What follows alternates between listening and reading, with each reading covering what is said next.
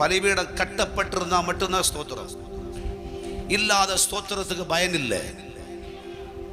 காலையில விடிய காலையில ஆண்டவரை பார்த்து ஸ்தோத்திரம் பண்ணி பைபிளை எடுத்து கண்ணில் பார்த்து பைபிளை முத்தம் கொடுத்து பைபிளை கட்டி பிடிச்சிட்டு தான் போவேன். 5 பைசாவுக்கு பிரயோஜனம் கிடையாது. பலிபீடம் கட்டப்படுவதாக, இதயம் கட்டப்படுவதாக. எப்படி கட்டப்படுவதாக?